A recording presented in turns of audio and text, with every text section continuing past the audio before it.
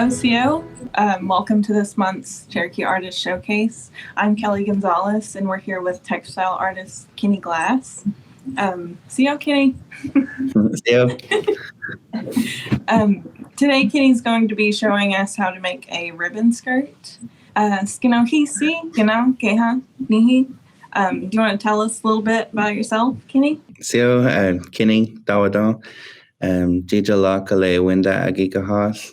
Ole Igod Ganahid Awatessa. Asen Dalik Jinel now. Kohig and Asano de Goslan. My name is Kenny Glass. I grew up in Kansas, but I live here in Tahquah, and today I'm going to make a skirt. All right, we're going to go ahead and get started on, I'm going to sew a few more ribbons onto this skirt here.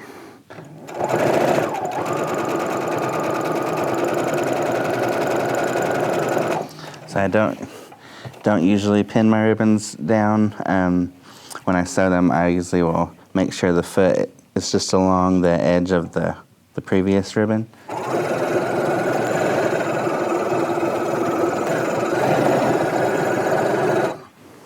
Sometimes the fabric will move a little bit when I'm sewing, so I always have to reline it to make sure it's even with the ribbon before it.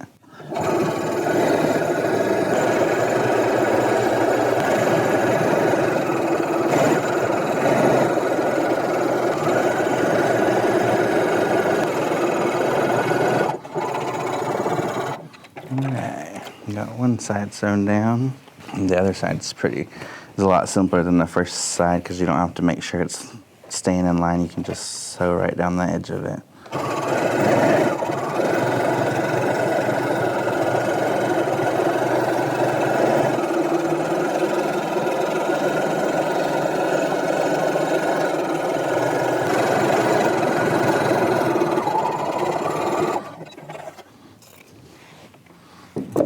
So got that one down already. I went ahead and hemmed this beforehand with a faux silk ribbon. Tanya Weevil actually showed me how to hem the bottom of wrap skirts, and so I often will do that on ribbon skirts as well because I like the way it looks at the bottom rather than just a folded up hem like that. So we got one down, got two more to go. So how long have you been sewing? I did some, before I really learned how to sew, I remember the first specifically Cherokee items that I sewed, and I worked on some sashes for the leaders at the ceremonial ground. And I remember I did the beadwork, but I had to help hand sew the binding around the edges of them. That was in, I think, 2010, but I started machine sewing in 2012, 13, I think. Why did you start sewing? I just wanted to try it out, and I remember seeing skirts at the stomp grounds, and one of my friends had a really shiny one on, and I remember wanting to make it, and I didn't even know how to sew then. And then as I started trying it out, my mom and one of my friends just showed me how to work the machine, and just hit the ground from there, and I've been doing it ever since. One thing that I like to do specifically, I like to put them at the bottom of the skirt because I like to see the rest of the fabric as well. Because I had one of my friends that I really respect her work, and she's a beater, but she also makes clothing. And that's one thing she's told me before, that she really likes that I don't cover up the whole fabric with it, that you can still see it and everything. And so I always think of her when I do that. I wanted to start with the yellow down there, and then I just kind of went with the fire theme. So I do some fire colors on here. But I'll usually do at least 3 ribbons probably, but sometimes more. With the same thing, I always just make sure the foot is lined up to the edge of the last ribbon, so that way you can make sure it goes on straight.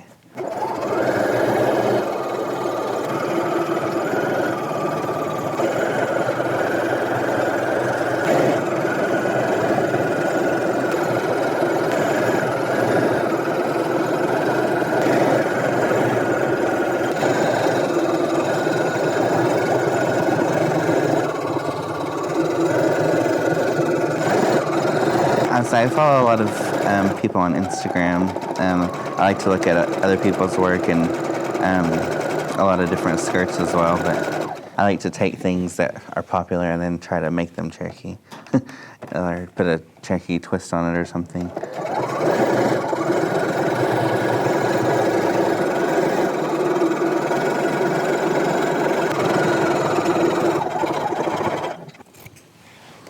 Oftentimes too, I'll like between each ribbon, I'll usually iron them down just to keep it all flat. But today we'll just keep going and see, and I think it'll still turn out pretty good.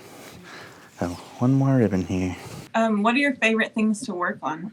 One of the things I work on the most is probably bags, but I still enjoy making skirts of different kinds and stuff. But I make bags a lot. As I put a lot of each bag, I get to put a lot of different things into it, so it takes some time and a lot of thought and planning. So I really like to do that. What's your least favorite thing to work on? Probably would be shirts of any kind.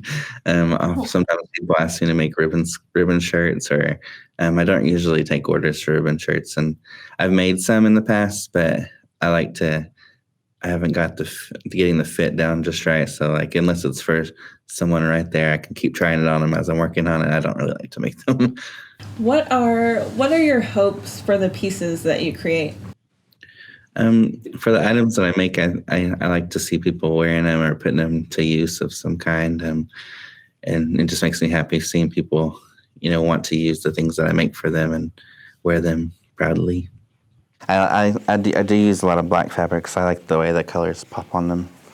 They stand out a lot more. I also like polka dots too, so I like to use I try to find fabrics that have a lot of polka dots on them. I don't think I ever really go somewhere looking for something specific. I just look around and see what jumps out to me. I've used this fabric, I don't know how many times. I've got it so many times on different stuff. I have a couple of vests that are made of this, and I made a bunch of skirts with this.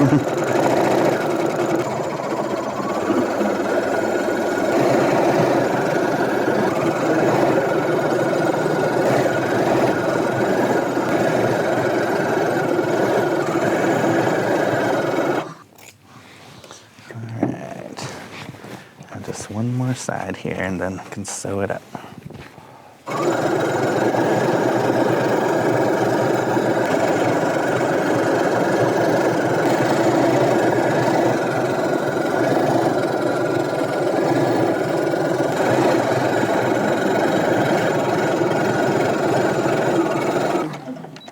Next, I'm going to put it together and sew the side up of the skirt.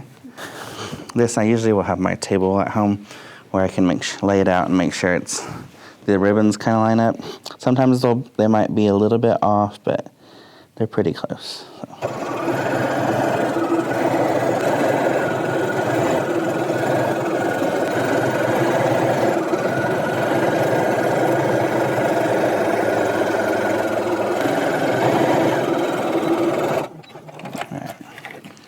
Lined up almost perfect here. Is there any kind of specific message you try to get across with your work or that you put into your work? Not really.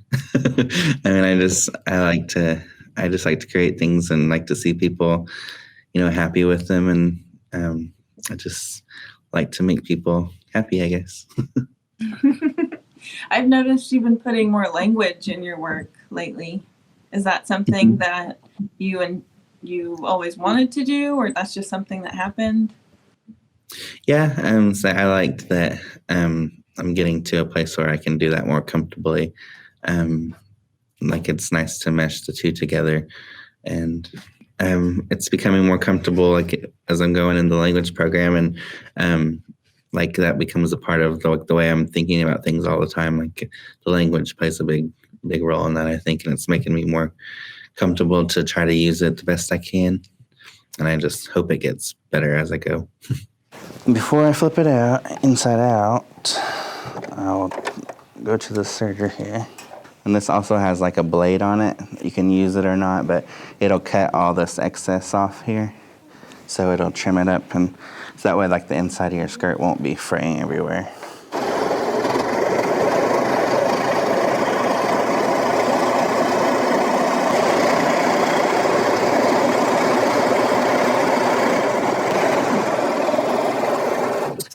The very first stomp skirt I made, I still have it, or my friend has it, but she loaned it to me, and I haven't given it back to her yet. But I didn't clean the inside, so it's just fraying everywhere. And I don't like to look at that now, because this is how I make the waist of it too. I iron it down before I sew it. I keep it inside out. So I will usually iron this down first, just to make it lay one way. And then usually I'll fold this down a couple inches, just enough so you can fit the elastic through it.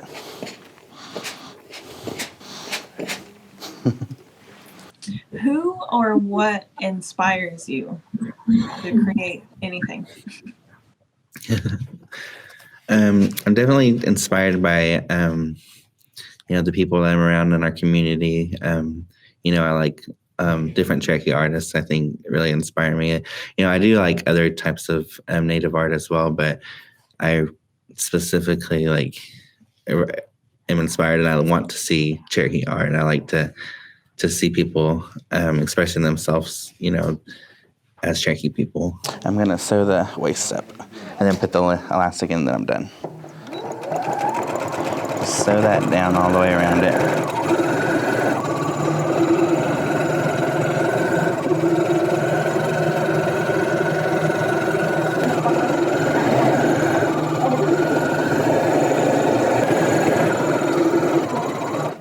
So when I get to the end of it, you just leave a little opening so you don't sew the whole loop together yet. So you have to fish the elastic into it. My mom showed me how to do this when I first started, and I had no idea what she was talking about when she would tell me to leave it open like this. But she was crazy. I will put like a dowel rod and just stick the tape on there, and then hold the elastic on the end. But I usually have a pin to pin the end of it on the end here, but I forgot one, so I'll just have to hang on to it. Yeah. And that's all it took. And just take the tape off here.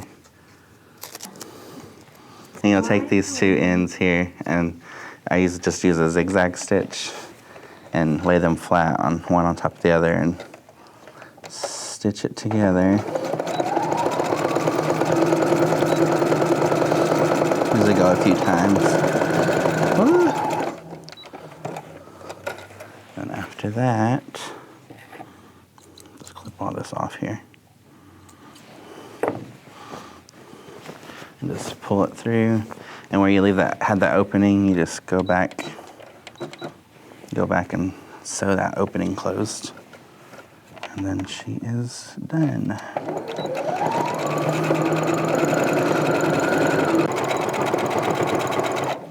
All right, and there's the finished skirt.